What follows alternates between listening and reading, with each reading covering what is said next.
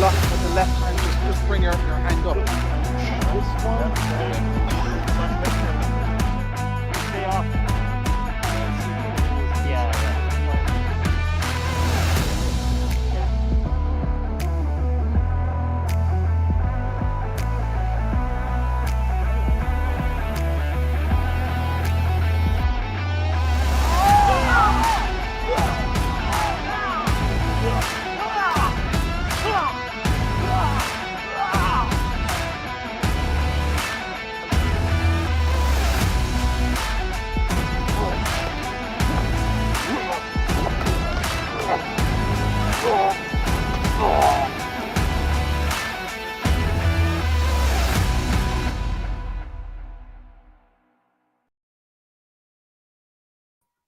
What an intro. What an intro to this fireside chat. As you can see, that was a trailer for the Assassin's Creed Valhalla video game that Darren and the team at Dare Media Productions created. Thank you for joining the stream. Thank you for watching this workshop back. And if you're watching it in the collective as a member, we hope you get plenty of lessons and plenty of value out of this. We appreciate it. We appreciate you being a member. My name is Jay Woodard. I am the founder of the Creative Collective. Today I'm going to be chatting to a very talented man. Man I've been following his career now for quite a while. For a very brief while, we were in the same boat where I was doing, years ago, I was doing narrative stuff, but obviously Darren's evolved as well. His business evolved. And like myself, you'd have to evolve. You have to see where your talents lie best. And luckily enough, he's an extremely talented man, and they lie in many different avenues. This workshop is brought to you by the Creative Collective. The Creative Collective is a members-only digital platform. It's a digital community where creators like myself and Darren get to reside. We get to share our work with each other. We get to talk to each other. We get to discuss gear, latest projects, ask for advice, ask for help. As you saw the trailer there, like, you need a team to build a proper story. And the reason I chose storytelling as a creator for this workshop is because every brand needs a story. Like, it's so important to have a story, even if for corporates or narrative. Like, if there's no story, there's no point. They can't, for products and corporate, they need a story to relate to. They need to be able to affiliate with them. They need to go, oh, I understand it. I can somewhat connect to this brand because of that story. And if it's a narrative and you're telling a story, like a bedtime story, if the bedtime story is no good, the child isn't listening. And I've learned that the hard way with my two children. So you have to have a good story. This is an award-winning short film that the team at Dare Media created called The Marksman. I'm going to show you the short film. It's a minute and a half long. I'm going to show you that before I bring Darren in. And I'll bring Darren in there. But here's The Marksman.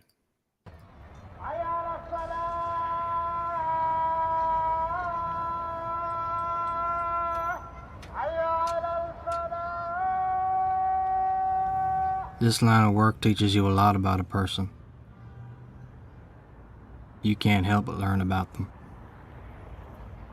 You spend days watching them, waiting for the right moment. You see a look in their eyes. You see the tan line where a wedding ring used to be, a scar on their cheek. Was it a childhood accident? Did they start a bar fight? Makes you wonder who they are, who they were, who they would become, if not for me. I sometimes wonder if they sense it coming. If right before I pull the trigger, they have an epiphany. And in that moment, they know that their life is coming to an end. Well, I guess not.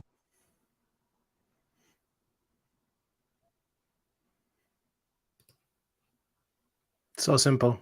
A minute and a half. No wonder it's award-winning. Let me bring in Darren here. Darren, how are you, sir? Hey, Jay. How are you? Thanks for having me. Come here. Delighted to have you, and I'm delighted to have you as a member of the collective also. Thank you for taking the time. I appreciate it. Talk to me briefly about The Marksman. How did that come on your desk or into your mind? The Marksman was written and directed by Conor Healy, who would be, I'd say, one of my closest friends. and we were looking for a script to submit to the Galway 1 Minute Film Festival. Connor does a lot of work up in Galway, so it's a festival that's quite close to him, so he really wanted to submit for that. And he wrote the script. I won't lie, we both thought everybody would see the end coming, but for some reason people don't see it. But yeah, it did extremely well. Won at a good few festivals, got a good few honorable mentions and things as well. Personally, for me, it was a bit of a kick in the behind, and it was a bit of an eye opener in terms of what it was possible to create quite easily. Like that short film, I think, cost less than €100, and we shot it in Really? 2 hours. Okay. You know, the key elements to it are the costuming, the sound design. You know, like there's so much to it, but yet it's so simple. And like you say, it is an easy, straightforward piece, but it was just a case of making sure that it was done right. I always kind of found, and you probably would have found the same, is that once you have your script, it's fine, but actually creating the world that it's in is the hard part. Like myself and Connor were busy looking around trying to find buildings that would look like they were Middle Eastern, as opposed to just going down and, you know, going into a concrete building. That stuff that you subtly, your mind picks up and realizes isn't actually the Middle East. So like that was shot in an abandoned church up by what's it called, the old asylum that's now housing. Oh yeah, St. Anne's. Yeah. St. Anne's, yeah. And then literally the wall where Darminder, our other actor, is standing in front of was literally down by R&H Hall. Just kind of as you turn the corner there, there's kind of a yellowish wall. And we just worked with that. Like, we didn't even ask for permission, to be quite honest. We just literally went down and did stuff, you know. That's the best way. Yeah, unless it's corporate, then don't. Yes, of course. Yeah, exactly. Get approval from corporate first. Always get approval first, because they'll come by to bite you. Tell us quickly about your background and where you started, and like college and whatever route that you got to that brought you to here. I'm from Tipperary originally. Like a lot of people, I didn't know what I wanted to do in leaving cert year, so I had happened to be in Dublin with a friend, and I saw a course for model making and special effects. I said, that's great, I'll apply for that. Didn't get it. Decided I really wanted it, so I took a year out, did a portfolio, lived up in Dublin in Stillorgan for a year, reapplied again, didn't get it. Just very limited spaces, or what was the story? Yeah, I mean, it literally the only course in the country doing it, so it was like 24 courses for everyone. But they said to me, "Oh, we like your portfolio, but not quite there. But maybe you should look at film, or you know, something along those lines." So I applied for St. John's College in Cork, just complete the other side of the country, and got it.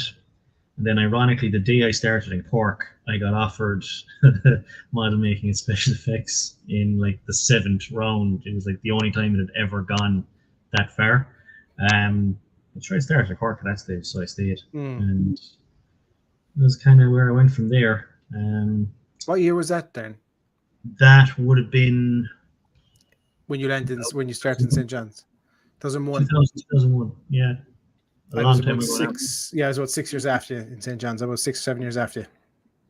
Yeah. But at the time in Ireland, it was the best. Like, it was one of the best courses for filmmaking. It was so hands-on.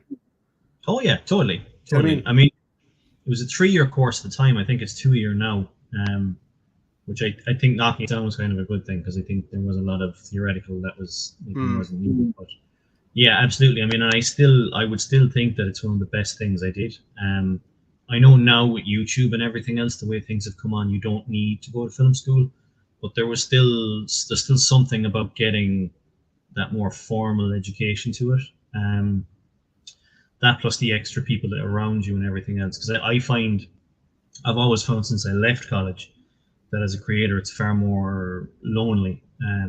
You know, there's far less people that you can kind of collaborate. It's a lot harder to find people. Now it's easier.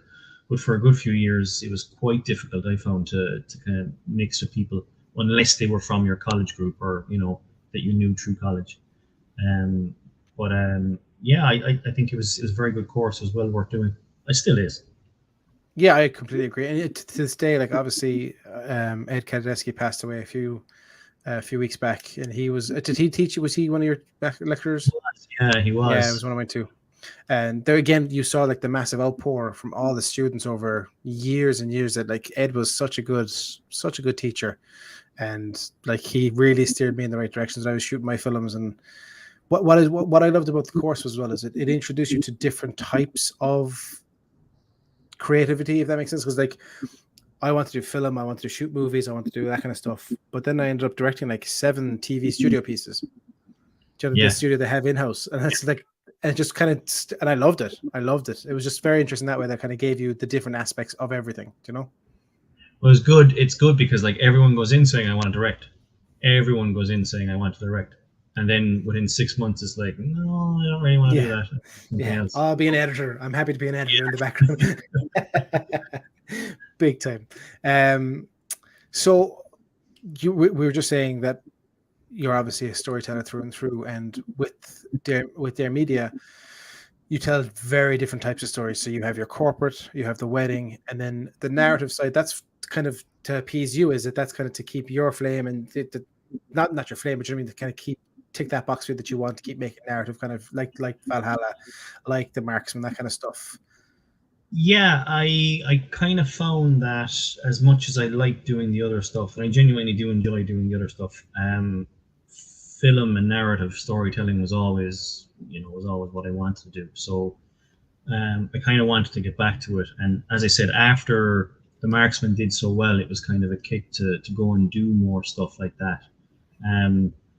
I personally always found, and I know a lot of other people are the same, it's kind of like you write your script, or you have your idea, and then you're kind of going, oh no, I couldn't make that, it's too involved, or the effort that's have to go into it. And then I think with Marksman, the kind of success that it had kind of certainly shocked me. It made me kind of realize that, okay, well, I get the finger out, I can actually do this stuff. So it was just a case then of getting back into it.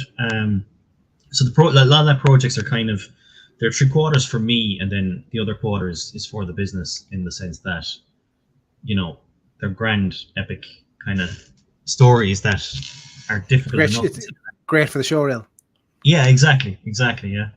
Yeah. So with like, say, someone, where do you start with the script? Where do you start with the story? Like, do you have a checklist that you kind of will go through a script saying, right, there's no kind of main character arc, we need to fix that? Like, what are the foundations of a story for you, that when you look at a script and it's missing something, you automatically see that's missing that?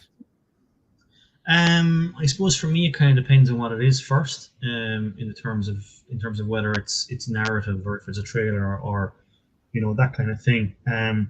If it's a narrative, if it's a short, I think very much start with the idea of your main character's journey and where they're going.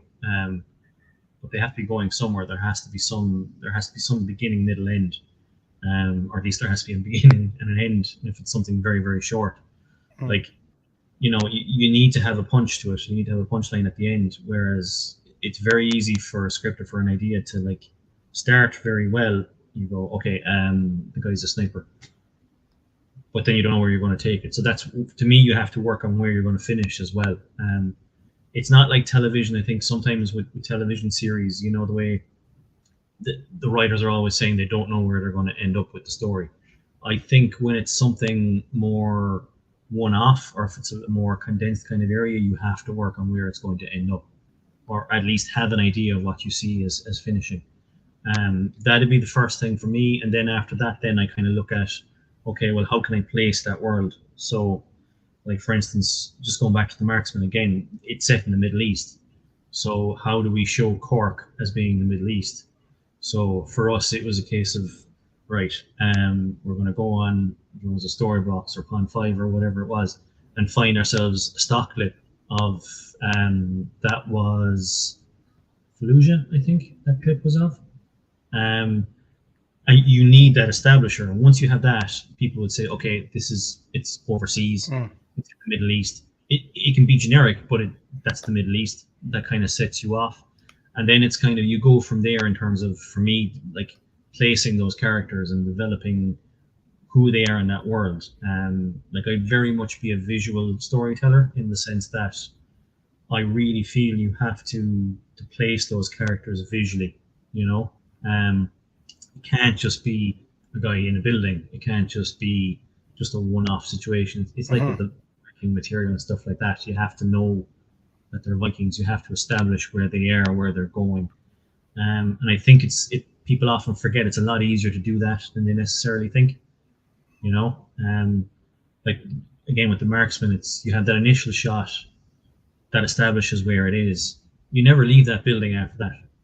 You don't have to, you know. Your sound design and everything else will help carry that story forward and keep you kind of rooted in that. So those are the kind of elements that I kind of look at then in terms of developing beyond initial script idea, you know. There's also the simplicity of it where not to overthink a scenario, because not many writers get away with too much dialogue. One example is Tarantino, where he writes a lot of dialogue, but it works. And then if you go off on a tangent and you're giving too much away, it just drags out, doesn't it? It makes an hour and a half movie feel like a 2.5 hour long movie, and people are like, "Geez, that felt so long," or whatever. That if you give too much, be it a half an hour movie, 10 minutes short, whatever it is. I like a lot of the time. I don't like one that always goes back to me when I was in school, and you might remember it was a short movie that, like The Marksman, won a lot of awards and stuff. Was He Dies in the End? Oh yeah. Damien was in my class. Actually. Yeah. Oh, was he? Okay. Yeah. So like, it was just so simple. Literally, the title of the movie was He Dies. It's a short movie. It's 2 minute long or 3 minute long. He dies in the end. And it's just one guy in a room in a kind of a house, wasn't it? An apartment looking around the place, but it was just so perfect. I think it was an office or something like that. Oh, that's right. That's right. And just so tense. The music was perfect. It was just so simple. And it was one character, and it was just done so well. If you can, I'm sure it's on YouTube. If you want to go check it out and look it absolutely is. Absolutely is. Yeah. But Damien has actually just shot his second feature film. Actually. Oh wow! Okay. So is he in Ireland still, or? He is. Yeah, he is. He's down in West Cork. He's nice. Bantry based. But it's funny that you mentioned that, because like I was literally going to say that I think you should be able to tell the vast majority of a story, especially if it's a short, with the sound off or with the sound, you know, dialogue turned off. You know, if you can still get the basic gist of what's happening, if the TV's on mute, then you're doing okay. Whereas if you have to throw in this mass of dialogue, I mean, it can help. Obviously, it helps it and it grows on top of it. But I mean, if you can't guess the basic story without it, I think you're going to struggle, you know. And narratively speaking, and I'll come back to Valhalla in a second and stuff, but what kind of stories attract you to projects? If someone's come to you with a script, and what would you want in that script to go, yeah, I'm in? For me personally, I need there to be a strong set of characters. The characters need to be well developed. It's very easy to write a script and say, John goes to the bar, John is 24, but it doesn't tell you more about John, or why should you root for John to get where he's going, or what he needs to do. I think personally that I get turned off if a script is draft one straight away. I mean, because obviously you should always go back and rewrite your work and everything else. But I think that the character needs to be developed, and you need to be able to get more of an essence than just having a blanket person that could be anyone in your script. You know, they need to have something. They need to have some kind of defining feature about them, be it that they have a strength, or maybe it's the other side of it. Maybe they're intensely shy or afraid or something, but there needs to be something that people can kind of resonate with, you know. I think that very much comes from the writing side.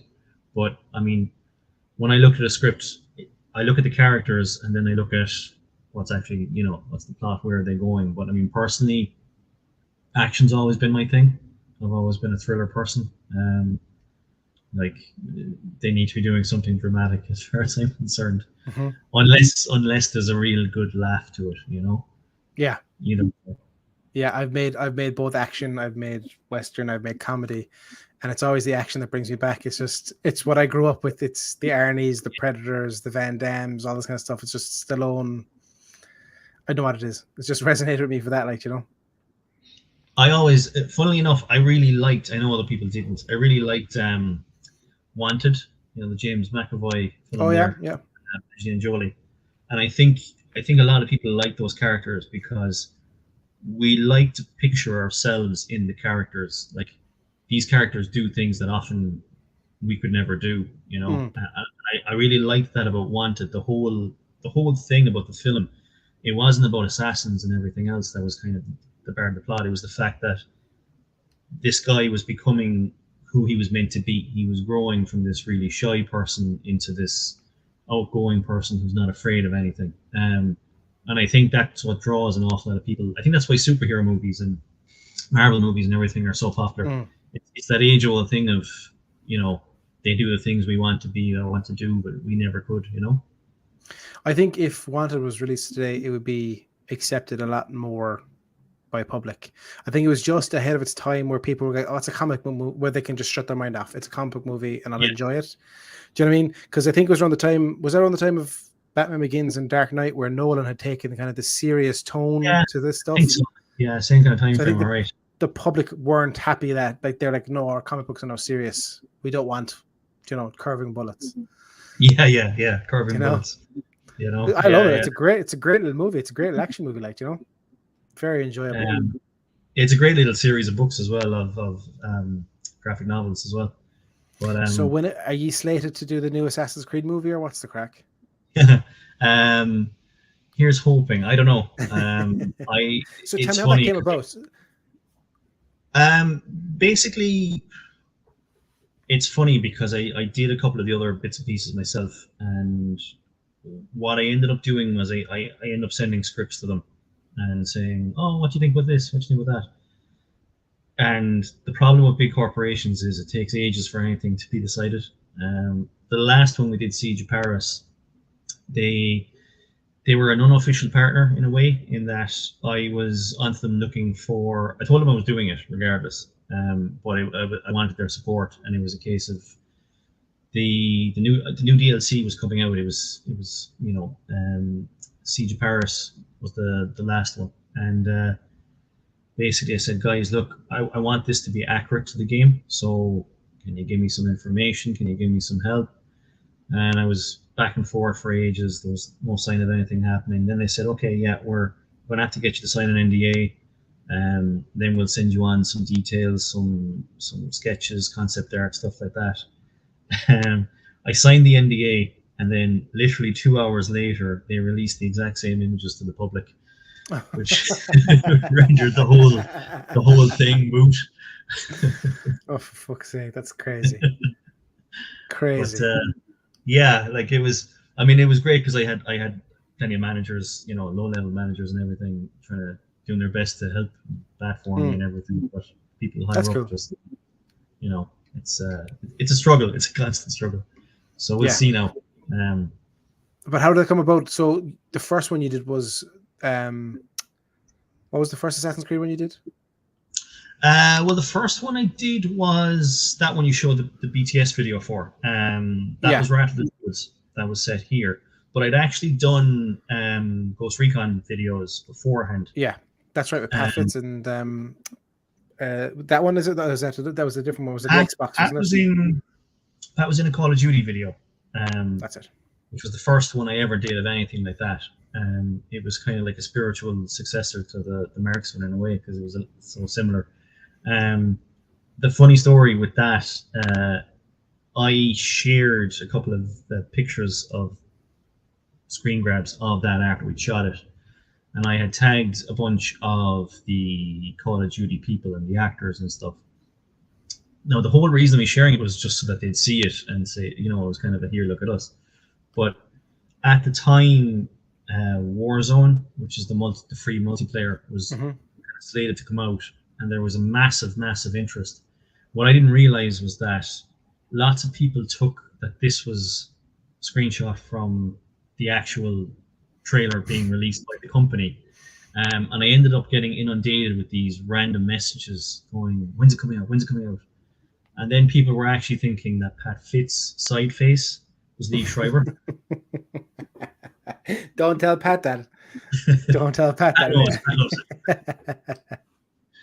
it. That's hilarious. But yeah, and it was kind of a case. I went from that into Ghost Recon, and then after that, the Ghost Recon stuff did relatively well. They were very simple kind of ideas as well. And after that, then I kind of ended up getting contacts within the company, and it was just a case of creating material enough that I could kind of pitch it forward to them, and just kind of, you know, eventually they would see it, and kind of eventually just getting in touch with people and going from there. Yeah, and you know what? It's not that it's easy, but it's a lot easier than it was to contact these companies and to get seen by these companies. You know, if you think back to when you were in college and you did this, if you did this back then, you weren't being seen by Ubisoft or you weren't being seen by anyone. You know, because there was YouTube, but there wasn't at the same time. You know, the world is so connected now. I mean, the world is so connected, and at least the good thing with a lot of these, with the game trailers and things like that, is they unlike a lot of the film studios. I mean, if you make a fan film of a Marvel movie or a Disney product or something, you know, you'll get a cease and desist letter in the morning being told to go away.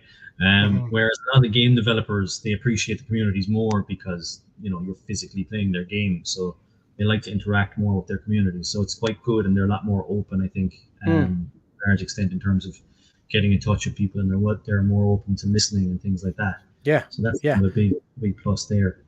Big, and they help promote you. Remember, like we did a Max Payne one when Max Payne 3 was coming out. And I remember that actually. Yeah. Rockstar jumped on and they shared it and they tagged us on Twitter and stuff. I was like, fucking hell, this is crazy good. Like, do you know what I mean? Yeah. That support is insane for someone like 4 lads from Cork just messing around with the camera, like, you know? It's an instant audience. The only thing I've kind of found is that you need to keep doing it, because obviously with everything that's happening now, it needs to be a consistent outlay. You need to be constantly making stuff, because otherwise you do kind of tend to fall back into the shadows. It's always been like that. You're only as good as your last movie. Yeah, basically, yeah. Do you know, it's so true. Like, you're only as good as your last movie. Like, still holds to date. But so you've gone from, you have the narrative side, you're working on Valhalla, or the Assassin's Creed shorts, like you did the Celtic version of that as well. But then you also, like, you have to pay the bills. You can't just be doing this kind of passion projects and stuff. So you have to work corporate. And tell me about corporate storytelling, where, how does it work for you? Is it a company approaches you and then you sit down with them and kind of understand their bones and then pull a story out of them? Or do you prefer when they come to you with an outline of an idea and then you can kind of run with that?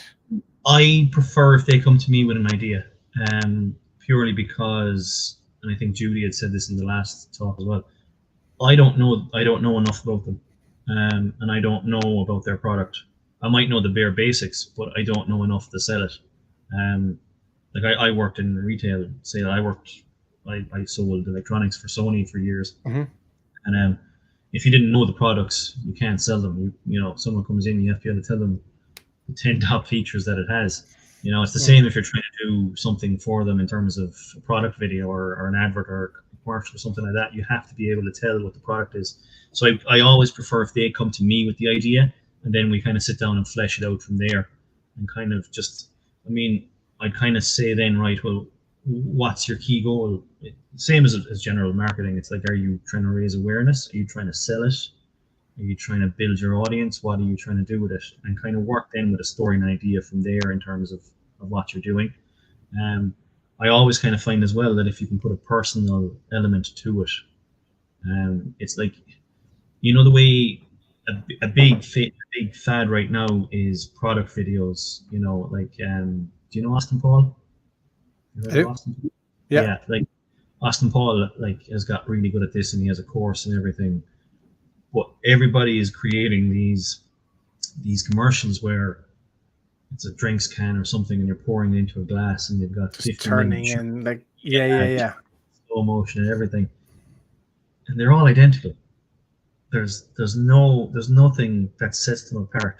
I mean, technically very, very good, and I think everyone should do one just to learn how.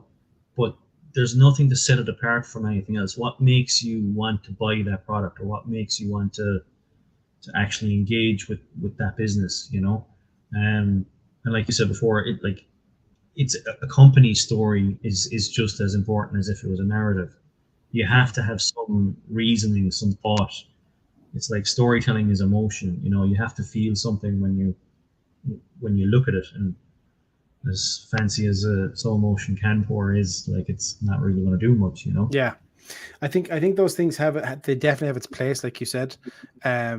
Maybe because it's the like of the short attention span, the 6-second attention span, that's what they're doing it for, maybe, and that's why they're focusing on that.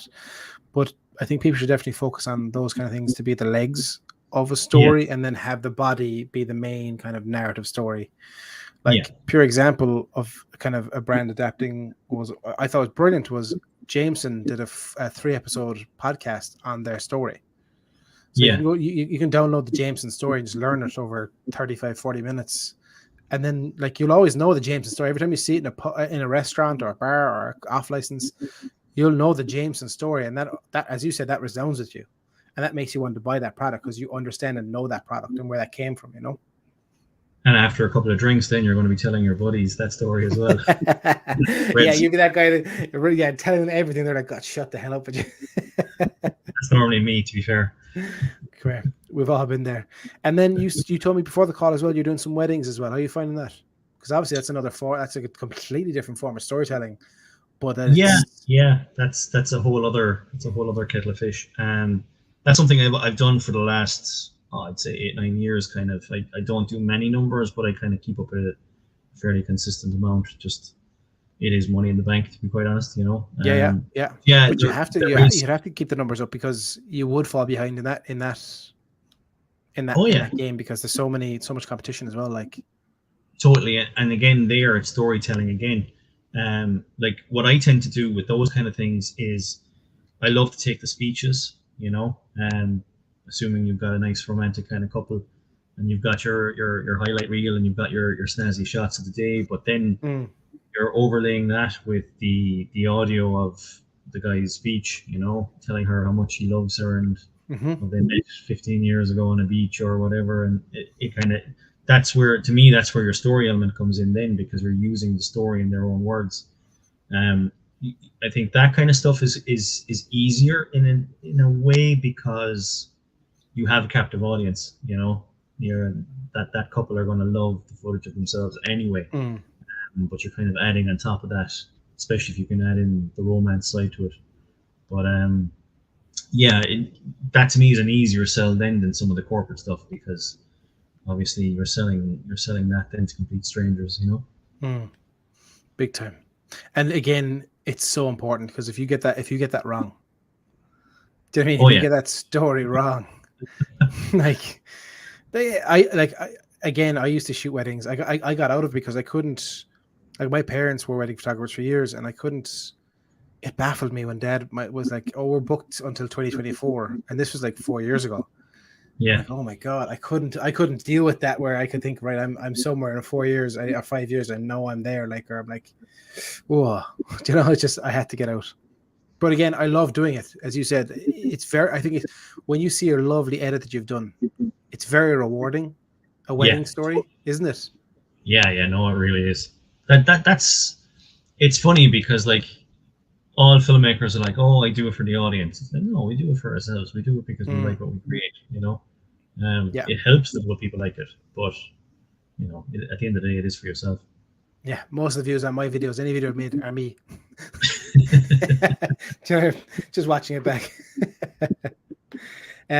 Right, we'll finish up now, but give us a nugget of information you think for a storyteller, if they're beginning, if they're not done it for a while and coming back to it, or they're a seasoned pro, kind of, they're just, what to you is a main element that all storytellers must have? I think you need to find the heart of it, plain and simple. I mean, you should be looking at getting an emotion across. I mean, especially if your narrative, I mean, obviously develop the characters, you know, sit down with that script and develop the characters more than anything else. Where they go and how they get there can be anything from a small journey to a big massive adventure. It doesn't matter, but the characters have to be good. You have to believe them. You have to want them to win. You know, it's too easy to write horrible villains and you know, conventional characters, but like they do say that the best villains are characters you root for. You know, it's the same with your protagonist. You want them to win, so you know you need to build that up. You know, that applies just as well between narrative, but also with commercial work or anything else. You do have to work on that more than anything else. You have to find, like, if it's a commercial or if it's something like that, you need to find that emotion that you want people to feel. You know, they're called triggers and things like that. Movie making for a reason. It's because you know, you need to get that across. So I would say before you do anything else, just kind of work on that. But then after that, I would certainly say your step 2 should be building the world that they're in. You know, believing that the characters are real, believing the world they're in is real.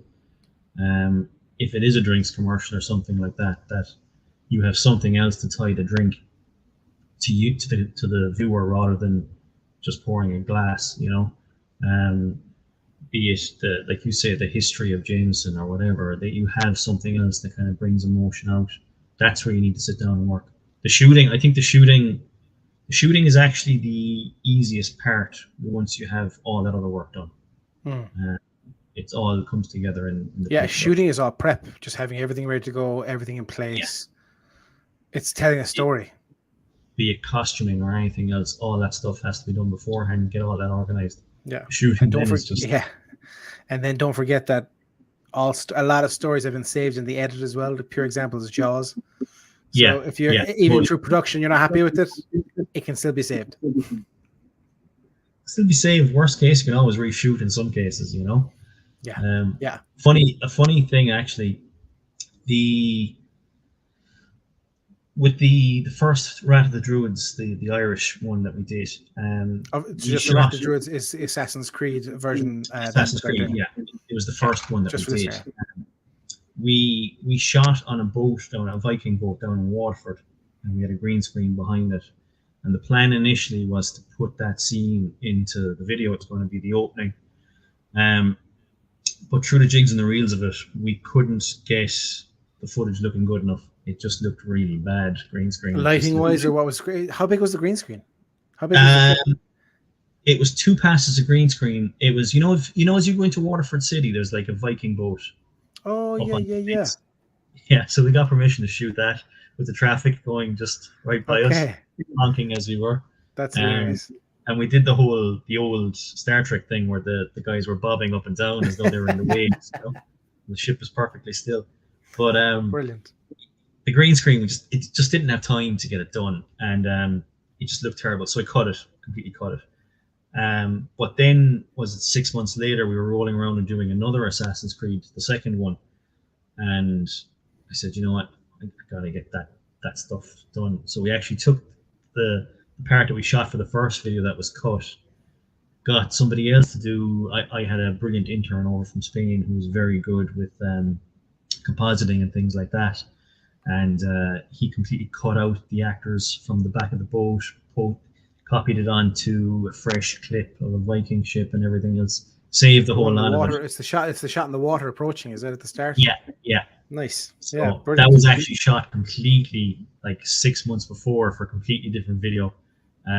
But it was a nice way of tying it in. So like, even if you shoot, the moral of the story is, even if you shoot something, always keep it in the back of your mind, because you never know when down the road it might come in handy for something else. Yeah, big time. That's awesome. Last one for you. How many drafts are too many drafts? How many drafts of a script are too many? Or are there any? I say 7, but... What's your number? What's the highest draft you've ever gone to? Highest draft I ever went up to was like 10, at which point I was nearly threw it away. Yeah, exactly. If it's not working, it's not working. I hear you. Well, look, thank you so much for your time. I really appreciate it, man. And I thank you for being a founding member also of the collective. I really appreciate you being in there and giving your support and feedback when I was building the collective. But no, I thank you, and thank you again for the time. I appreciate it. No worries. Thanks for having me on. All the best, my man. I'll see you soon. Take care. Bye. Bye. There you are now, Darren O Mahony from Dare Media. What a gentleman.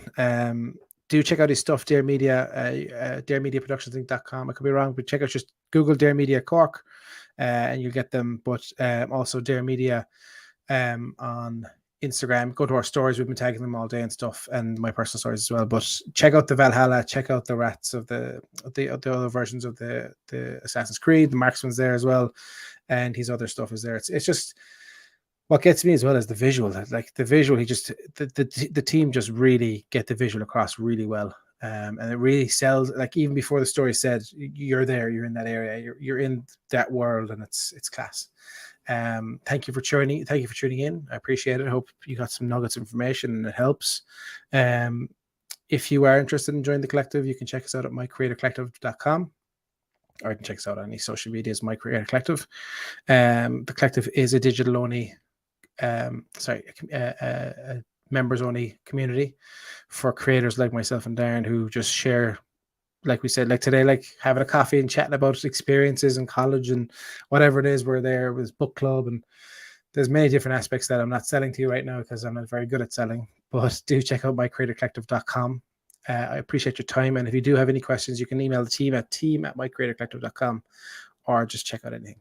Check out the website for all details. Thank you so much, guys. Have a great evening or day or morning or whenever you're watching this. We'll see you soon.